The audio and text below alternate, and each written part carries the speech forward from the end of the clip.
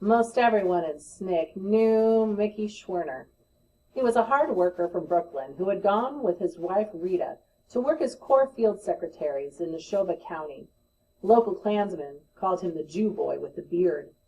Andy Goodman was a newcomer. I had met him during one of the training sessions in Ohio. A 21-year-old student at Queens College majoring in anthropology, Andy was the youngest of the three. I never met James Cheney, a Corps field secretary and a native Mississippian. He was a plasterer by trade, and he was black, which might have been what drew the attention of Deputy Sheriff Price.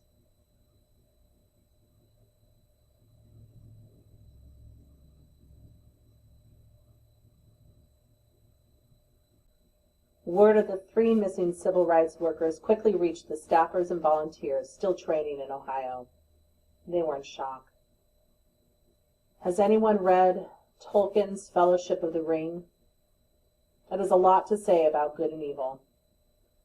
Tired and distraught, Bob Moses spoke to the next wave of volunteers one last time before they set out for Mississippi.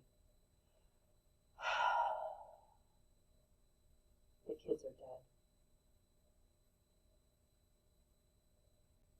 When we heard the news at the beginning, I knew they were dead. When we heard they'd been arrested, I knew there had been a frame-up. We didn't say this earlier because of Rita, because she was really holding out for every hope. There may be more deaths. I justify myself because I'm taking risks myself, and I'm not asking people to do things I'm not willing to do. And the other thing is, people were already being killed already. The Negroes of Mississippi, I feel anyway, responsible for their deaths. Herbert Lee, killed. Lewis Allen, killed. 5 others this year. In some way, you have to come to grips with that. Know what it means. If you're going to do anything about it, other people are going to be killed. In our country, we have some real evil, and the attempt to do something about it involves enormous effort and therefore tremendous risks.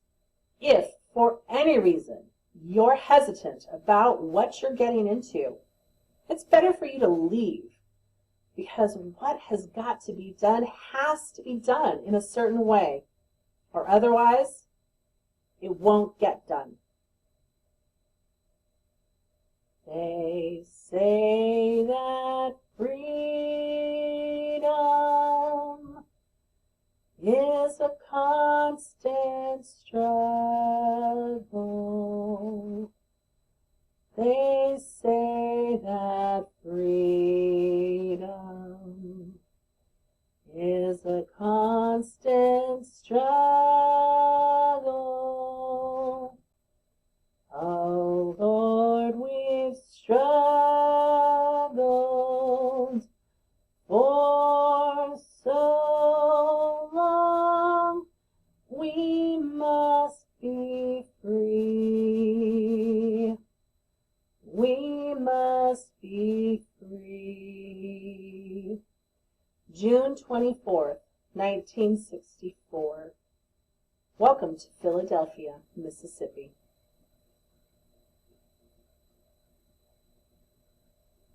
Where y'all think you're going? We're trying to find our missing volunteers. They probably went and hid somewhere, trying to get a lot of publicity out of it, I figure.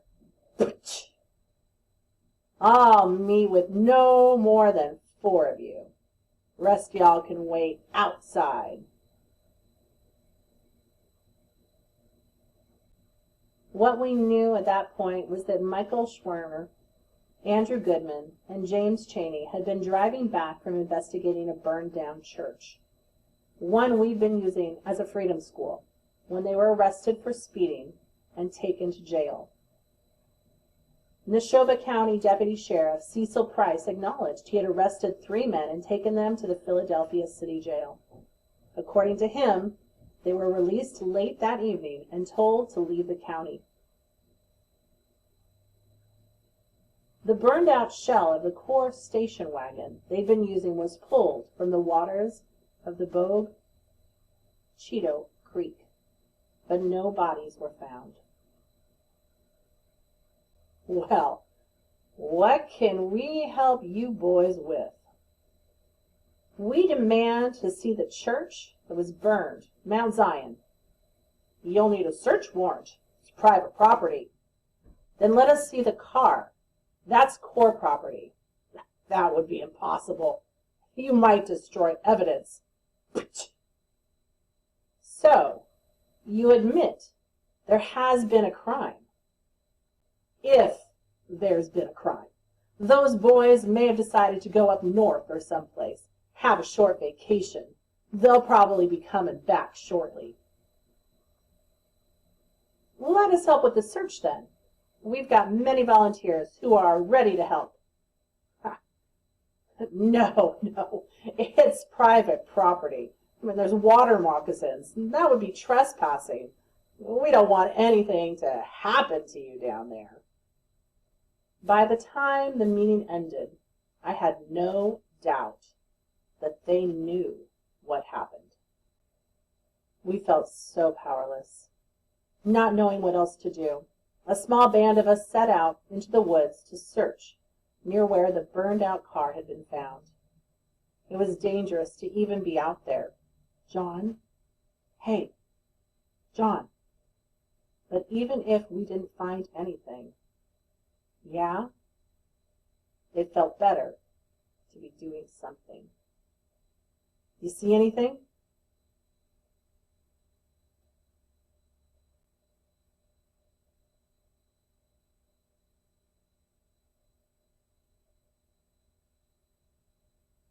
No. Their disappearance was the lead news story on television and in newspapers that entire week. You got yesterday's report? Yes. It's not pretty. Okay, give me the guts of it.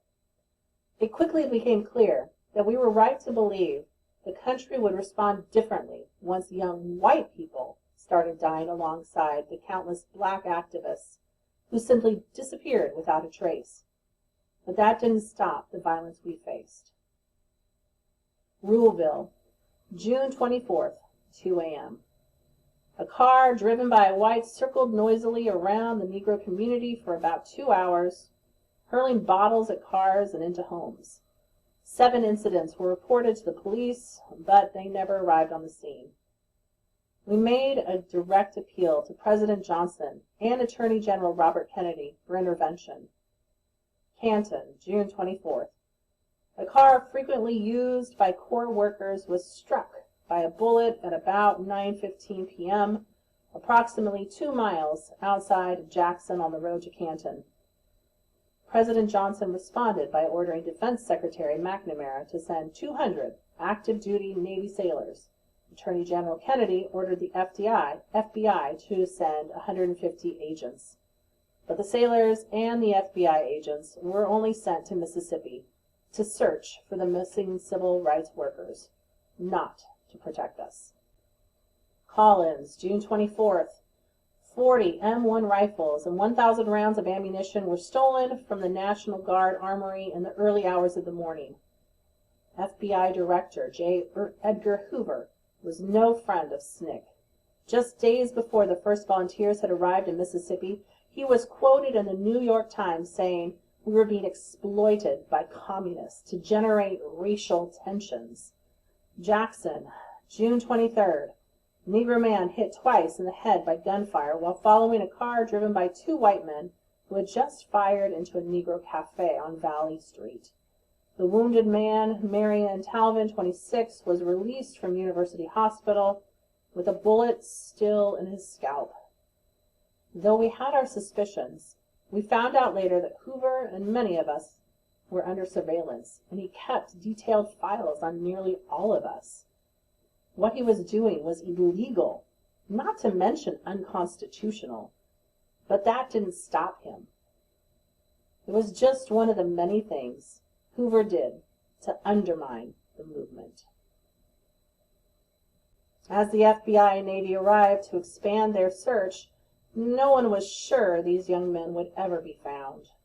Oh, oh, oh, oh! Over here!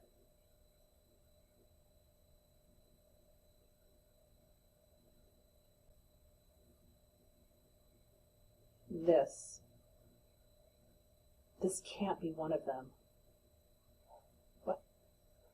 What's left of his body has been here for a while. That's the second one this week. On July 2nd, the Civil Rights Act of 1964 was signed into law. On paper, President Johnson had made good on his promise to get a strong bill through Congress. It banned discrimination in places of public accommodation. It forbade discrimination in hiring practices by businesses with more than 100 employees. It ended segregation in public schools, libraries, and parks. But, as I had said at the March on Washington, it did not ban literacy tests and other voting restrictions. I was invited to attend the signing ceremony, but I decided to stay in the South. I felt that was where I belonged. The news from Washington seemed so far away. We were in the middle of a war. The 3 civil rights workers were still missing, and the real test of the Civil Rights Act, enforcement, was yet to come. July 6, 1964, Selma, Alabama. John Lewis! After demonstrators in Selma were brutally beaten by Sheriff Clark's posse for protesting the arrests of local teens who tested the new law, I decided to join their next protest. You're nothing but an outside agitator. I may be an agitator, but I'm not an outsider. I grew up 90 miles from here. And we're going to stay here until these people are allowed to register and vote. Not in my town. Y'all know the drill. Move it! Move it! Our arrest led to an injunction by an Alabama circuit judge named James Hare forbidding gatherings of more than 3 people in the city of Alabama. Woke up this morning with my mind stayed on freedom. Oh yes, I woke up this morning with my mind stayed on freedom. It specifically named 47 people, including me, and 15 organizations, including SNCC. Our attorneys spent the rest of 1964 trying unsuccessfully to get it lifted. Well, I woke up this morning with my mind stayed on freedom. Hallelujah, hallelujah, hallelujah. It stopped the Selma movement in its tracks. Meanwhile, many of our volunteers in Mississippi were canvassing for people willing to attempt to register and to accept the risk that came with it. Hello? Hi. How are you? Hello. My name's Jane, and this is Jeff. Do you have a minute to talk about voting?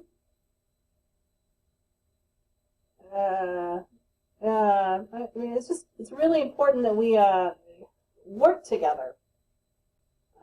What we're trying to say is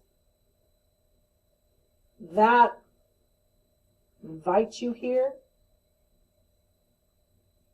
Do you know Mississippi laws allows me to shoot trespassers? No, sir, we did not. Are you going to get off this plantation?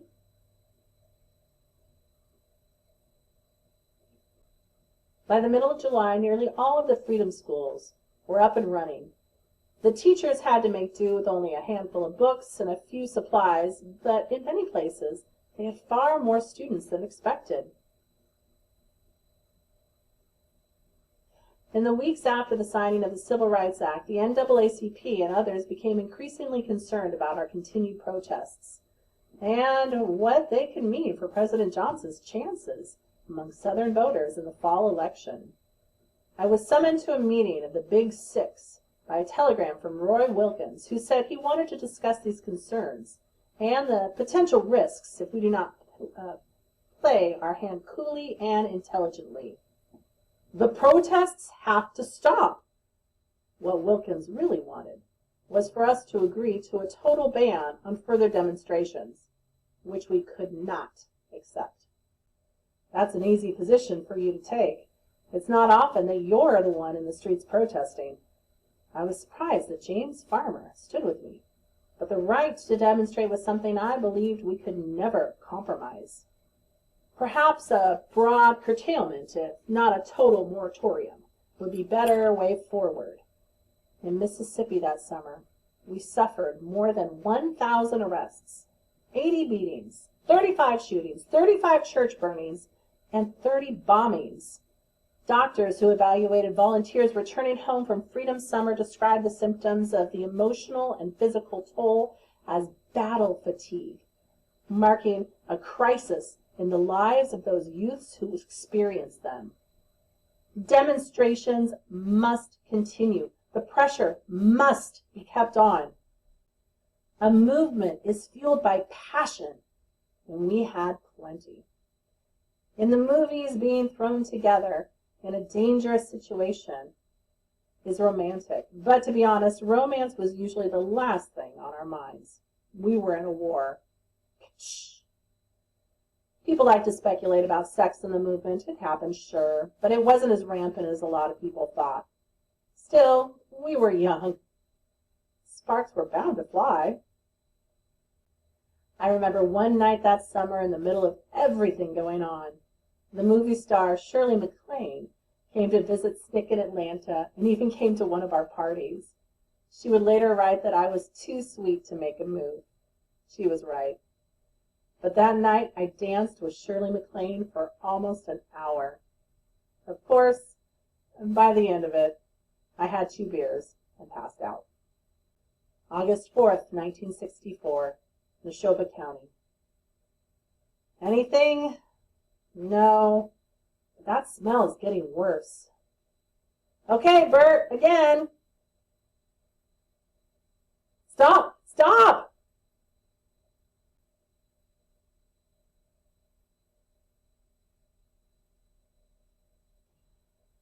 Ring! The White House. Mr. President? Yeah. A discussion of the brewing military conflict in the Gulf of Tonkin was interrupted by a phone call from FBI Deputy Director Deloitch. At the time, we had no way of knowing how much the simmering crisis in Southeast Asia would define the rest of the decade. Mr. Hoover wanted me to call you, sir, immediately and tell you that the FBI has found 3 bodies, 6 miles southeast of Philadelphia, Mississippi, 6 miles west of where the civil rights workers were last seen on the night of June 21st. A search party of agents just turned up the bodies just about 15 minutes ago while they were digging into the woods and underbrush several hundred yards off Route 21 in that area. We're going to get a coroner there right away, sir, and we're going to move these bodies to Jackson where they can be identified. You know, we have not identified them as yet as the 3 missing men, but we have every reason to believe that they are the 3 missing men.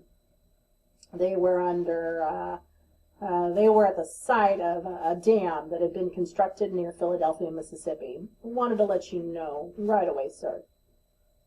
When are you going to make the announcement? Within 10 minutes, sir, if it's all right with you. All right. August 6, 1964, Jackson, Mississippi. 2 days after the bodies of Schwerner, Cheney, and Goodman were found, the MFDP held its state convention to elect delegates to send to Atlantic City.